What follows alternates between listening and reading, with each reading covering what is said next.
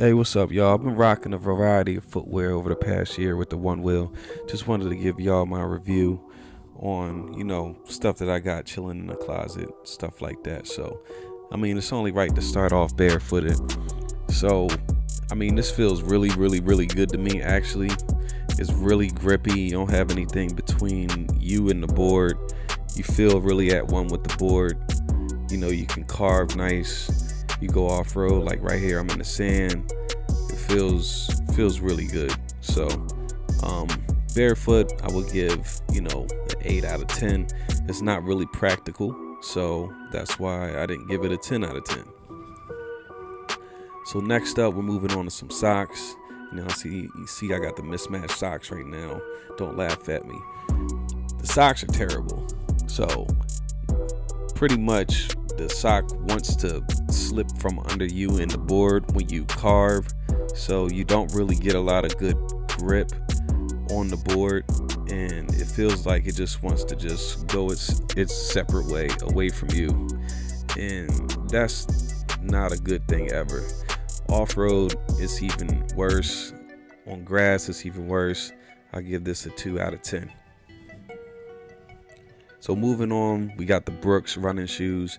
These are all around good shoe for the Onewheel. Doesn't have a lot of cushion in the sole. It feels pretty good, feels well rounded. I would give this one a 6 out of 10. It's not the best in the world. It is a running shoe. Next up, we got the Converses. Now, I had high hopes for the Converses because they're kind of like Vans with the flat foot and all of that stuff. But I was thoroughly disappointed. These don't have any kind of stability at all. It doesn't feel good at all. Again, this feels like I'm wearing a pair of socks. Like it just wants to slip from under my feet. There's too much movement. I don't know. It doesn't make any sense. It's not as grippy. Off-road is even worse. I feel like I'm about to fall and break my ankle. So I'll give the Converses a 3 out of 10. Next up, we got the big old ice boots made by North Face. These work surprisingly well. Actually got a lot of good ankle support, which I didn't have on any of my other shoes. They're grippy, they're stable. They're actually pretty good. So in the wintertime, I definitely probably be rocking these, with all the treacherous snow and ice. Maybe I'll have my Onewheel out in it. Who knows? I don't know. I got to get another tire for that. So I give these a 7 out of 10. Next up, we got some old-timey Gold Rush style boots. You know what I mean? You rock these with the jeans and in the cuff up, with a nice shirt. Look pretty dapper going to work with these. The only thing about these are the bottom of it is really, really slick. Also, the bottom of the shoe has an indentation, which could cause the board to shut off at very low speeds only. So you see this right here? I guess the board can't tell that your foot is on or off and it shuts off. So I definitely wouldn't recommend this at all. I would give this a 2 out of 10. Next up are the dad shoes, or the boat shoes. So these are all around good shoe too. I don't know, it feels a little squishy though at times. You rock these with no socks, so it's not the most stable shoe, but you can get around in it and do your thing. It's not the most practical shoe, but if you out chilling on your yacht, you want to bust out your Onewheel, show off to the ladies. These ain't bad.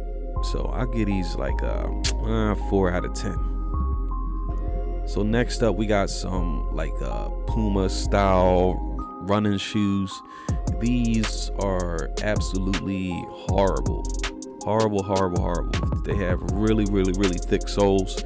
You don't want to get a shoe with a thick sole because it kind of feels like it disconnects you from the board. You have no control.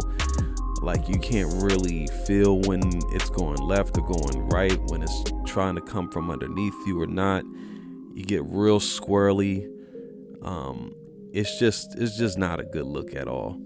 So I think this is the worst shoe actually in the lineup. I'm gonna give this a 1 out of 10 for sure, because this is a no.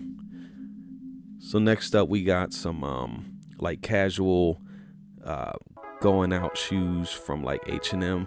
So these have the same indentation as the old timey shoes, but these have more grip. So if you're gonna get a shoe like this, just like feel the bottom and make sure it's not like a slippery shoe like the other one. This has more of a grip, so this is more of a good look. It still has that same problem with the board shutting off though, so just be careful with these. I give these a 5 out of 10. Next up we got the low top Vans. Now these are by far the best. These are made for skateboarding. You know, it's real tactile, grippy at the bottom. It's really flat. The soles are not so thick. You feel connected with the board. You know, everything flows as it should. It moves gracefully. You know, your feet feel good on these. So this is a good look. Matter of fact, I'm about to hit up the skate park. It feels so good. See that? See my skills? Yeah. I give these a 10 out of 10. Last but not least, we had the J's. Now the J's, I didn't have any kind of expectations for these at all, but they surprised me pleasantly. These I think are the second best out of the lineup. They feel really good on my feet. It gives me carviness. You know, I'm in control of the board with them, and plus I got that good ankle support. You know, and they J's, so they look good. You know, I got my Muay Thai shorts on. That's what you're seeing right now. You know, I'm not rocking no yellow shorts for no reason. Just came out of class. So overall, I'm gonna give the J's a solid 9 out of 10. That wraps up part 1 of my Onewheel footwear review. I'll see y'all next time.